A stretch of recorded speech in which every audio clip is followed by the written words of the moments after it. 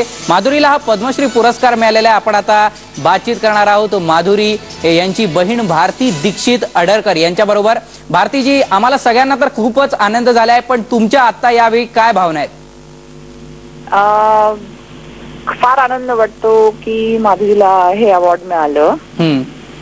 तिने इतके वर्ष फिल्म इंडस्ट्रीमध्ये काम केलं, लोकांना आवडलं आणि त्याच्याबद्दल तिला आज रेकग्निशन मिळालं। ह्याचा सगळ्यांनाच, म्हणजे मलाच नव्हे पण मला वाटतं सगळ्यांनाच त्याचा आनंद वाटत असेल। नक्कीच भारतीजी, एक प्रकारे हा कलाकाराचा आपण म्हणू शकतो की गौरव केलेला आहे। भारतीजी, तुमच्या माधुरीबद्दलच्या काही आठवणी काय सांगाल तुम्ही? अगदी लहानपणापासून माधुरीला गाणं, डान्स आणि ऍक्टिंग आणि ह्याच्यामध्ये खूप इंटरेस्ट होता। फार लहानपणापासून ती शाळेतल्या नाटकांमध्ये काम करायची, डान्समध्ये काम करायची, शाळेतली नाटकं डिरेक्ट करायची वगैरे वगैरे, असं तिचं चालू असायचं संबंध वेळ। आणि आमच्या घरात सगळ्यांनाच गाणं, डान्स आणि आपला जे म्युझिक आहे त्याच्याबद्दल फार फार काय म्हणायचं त्याला, फार प्रेम वाटतं आणि प्रत्येक जण काहीतरी त्या विषयाबद्दल करू इच्छित। आता माधुरीने कथक शिकली, त्या ह्यानी जे तिला बेसमुळे जे तिला करता आलं ते आपल्या कलेमुळे आलं, जी हिंदुस्थानी कल्चरल जे म्युझिक आणि डान्स आहे, that has got something that gave her the ability to do all this. भारतीजी, नक्कीच, आणि एक एक्स्ट्रा करिक्युलम ऍक्टिव्हिटीज मध्ये ज्या प्रकारे माधुरी आपण म्हणू शकतो की सक्रिय होती, या सगळ्याबद्दल कधी आई वगैरे त्यांना ओरडायची का, की असं काही म्हणायचे का की अभ्यासाकडे सुद्धा आता जास्त लक्ष दे? नाही, आमच्याकडे थोडा बॅलन्स होता की ते सगळेजण अभ्यासही करायचे आणि ह्या सगळ्या गोष्टीही करायचे। त्यामुळे आम्ही सगळ्या तिन्ही बहिणी डान्स शिकलो। नंतर माधुरी अर्थात ह्या लाईनला गेली, आम्ही मोठ्या तिच्या दोघी बहिणी वेगळ्या दिशेने गेलो। तर त्यामुळे एक बॅलन्स होता आणि अभ्यासातही ती व्यवस्थित होती। त्यामुळे असा काही तिला म्हणता येत नव्हतं की तू हे करू नको, हे कर असं। भारतीजी, त्याचप्रमाणे एक आपण असं म्हणू शकतो की म्हणजे आईचं तुम्हाला कशा प्रकारे मार्गदर्शन होतं, कशा प्रकारे त्यांचं प्रोत्साहन तुम्हाला असायचं? आई फार हिम्मतवाली होती। तिने, मला आठवतं मी SSC ला असताना तिने SNDT परत जॉईन करून BA आणि MA इन म्युझिक केलं। म्हणजे आम्ही अशा मोठ्या होत असताना तिने आम्हाला दाखवलं की आपण पुढे शिकायचं असतं, आपण पुढे काहीतरी करायचं असतं। त्या ह्याच्यामुळे एक मेंटॅलिटी तयार झाली की आपण शिकत राहिलं पाहिजे, आपण काहीतरी आपलं एज्युकेशनने वाढवलं पाहिजे, आपल्या आयडियाज मोठ्या केल्या पाहिजेत। तर त्याचा उपयोग मला वाटतं माधुरीला नक्कीच झाला असेल। भारतीजी, प्रत्येकाच्याच आयुष्यात एक प्रकारे चढ उतार असतात, तर अशा वेळी कधी माधुरीला कधी काही समस्या आली, अडचण आली, तर आईचं कशा प्रकारे मार्गदर्शन मिळायचं, तुम्ही कशा प्रकारे तिला मदत करत होतात? आमची फॅमिली खूप क्लोज आहे, त्यामुळे प्रत्येक कोणालाही काही अडचण आली तरी आम्ही तिला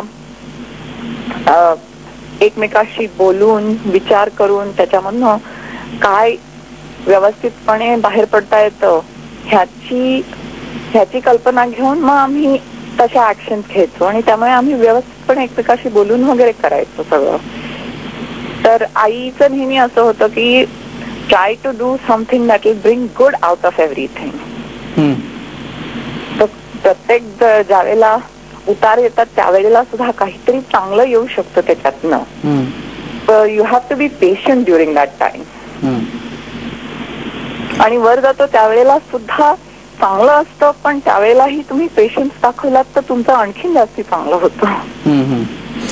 भारतीजी, ज्यावेळी माधुरीने ठरवलं की एक आपण बघितलं तर एक मराठमोळं घर तुमचं आणि या घरातली मुलगी जेव्हा अशा वेगळ्या क्षेत्रात जाते, तर त्यावेळी कधी घरातून काही विरोध होता का, की त्यावेळी काही वाटत होतं का की काय होईल आता, हिचं करिअर कसं होईल, असं कधी वाटत होतं?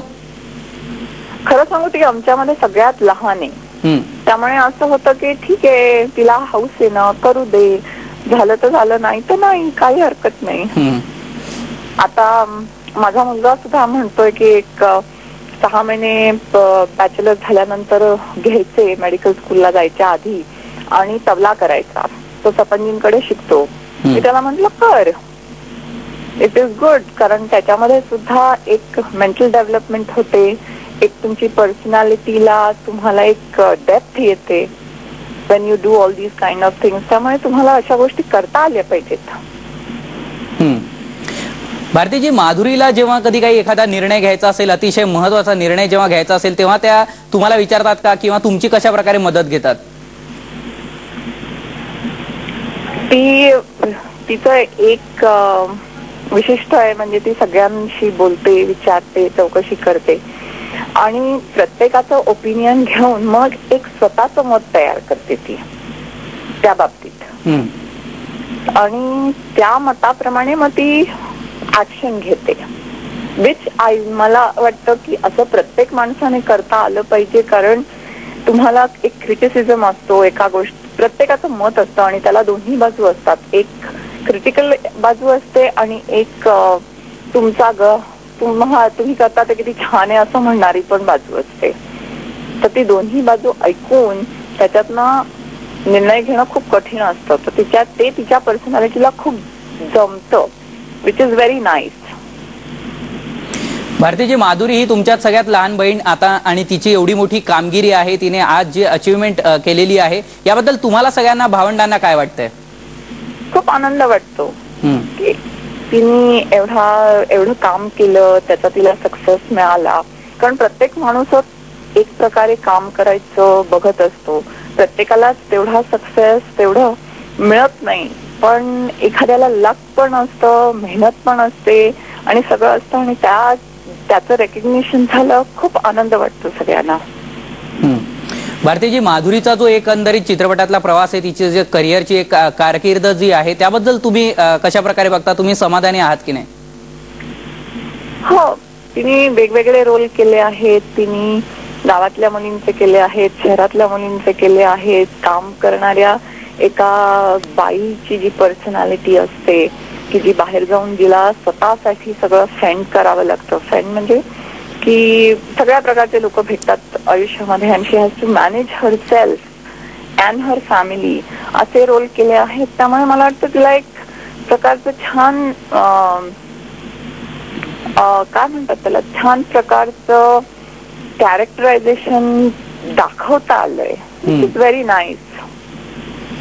नक्कीच, आणि खूप वेगवेगळ्या प्रकारचे कॅरेक्टर्स माधुरीने केलेले आहेत. तुमचं सगळ्यात आवडतं कॅरेक्टर कोणतं आहे? बापरे, हा कठीण प्रश्न आहे.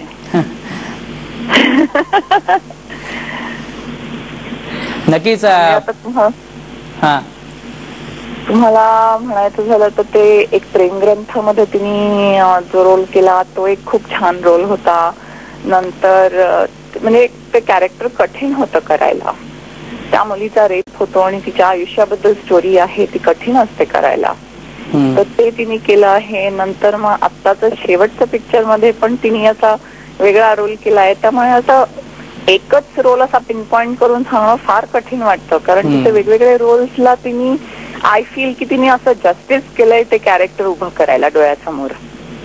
माधुरी नसून ती मुलगी आहे त्या गोष्टीतली, असं तिने उभं जे करायला प्रयत्न केलाय तो बरा वाटतो, छान वाटतो. खरं आहे, आणि वेगवेगळ्या कॅरेक्टर्सचे वेगवेगळे डायमेन्शन्स आहेत आणि ते नेहमीच माधुरीने दाखवलेले आहेत. पण तुम्हाला स्वतःला आता काय वाटतं की माधुरीने जी सेकंड इनिंग सुद्धा तिची सुरू केलेली आहे आजा नचले मधून, तर काय वाटतं तुम्हाला, आणखी असं एखादा कॅरेक्टर आहे का की जे माधुरीने केलंच पाहिजे असं तुम्हाला वाटतंय? आता असं की गोष्टीमध्ये ते कॅरेक्टर्स उभी राहतात आणि तर ते म्हणजे आता तिच्यापर्यंत पोचली पण पाहिजेत ना. कितीतरी गोष्टी आहेत ज्या तिला करता येतील असं मला वाटतं, पण आपल्याकडनं त्या फिल्म्स बनायला किंवा त्या कॅरेक्टर्सचा विचार करून कोणी त्याच्याबद्दल स्क्रिप्ट लिहून असं केलं तर नक्की करावं तिने. भारतीजी, आता उद्या मदर्स डे आहे आणि माधुरीने आजच पद्मश्री हा जो पुरस्कार प्राप्त केलेला आहे, तर एक प्रकारे आईला सुद्धा तिने भेट दिली असं वाटतंय की नाही? हो, नक्कीच.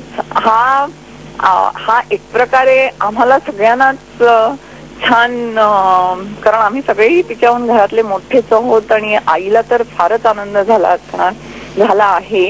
आणि आईला तिने असं ह्या मदर्स डेच्याच ओकेजनला तिला गिफ्ट मिळालं तर आईचाही गौरव आहे त्याच्यात नक्कीच.